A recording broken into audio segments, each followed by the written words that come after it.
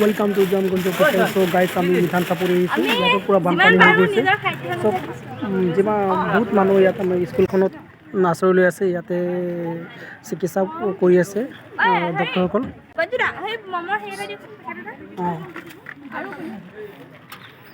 আৰু যিমান পাৰিছোঁ আমাৰ ফালে আমি চেষ্টা কৰিছোঁ দিবলৈ আমাৰ টিমৰ ফালৰ পৰা মৰলি।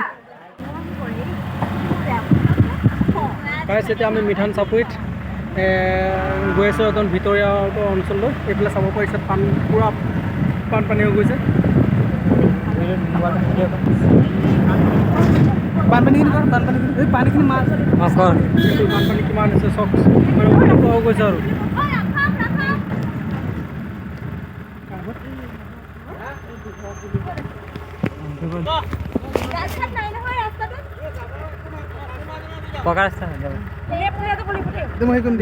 চাব পাৰিছে পানী কিমান হৈ গৈছে চব।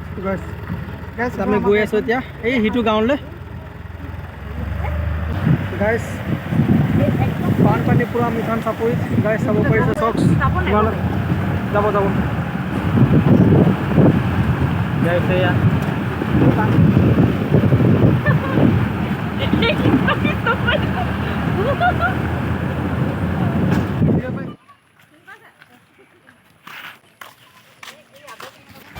গাইজ চক কিমান পানী হৈ গৈছে মিঠান চাপৰিত। পূৰা চোতালৰ পূৰা ভৰি গৈছে পানী। এইফালে চাব পাৰিছে এতিয়া গাঁৱত আহিছোঁ আমি অলপ মানে নিজৰ পৰা বান সাহাৰ্য দিবলৈ। গাইজ কিমান হৈ গৈছে চব পানী।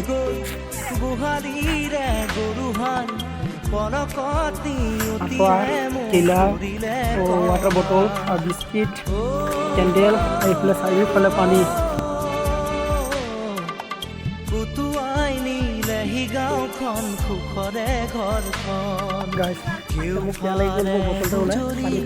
গুমৰি আহিলে বান উটুৱাই নিলেহি গাঁওখন মাতিছোঁ আহিছে নিবলৈ চাৰিওফালে পানী চাব উটি গ'ল গোহালিৰে গৰুহাল পৰকতি উটিয়ে কৰিলে কঙাল কেওফালে গুজৰি গুমৰি আহিলে বান উটুৱাই নিলেহি গাঁওখন সুখৰে ঘৰখন পৰকতে উটি গ'ল গোহালিৰে গৰুহাল পৰকতে মোক কৰিলে কঙাল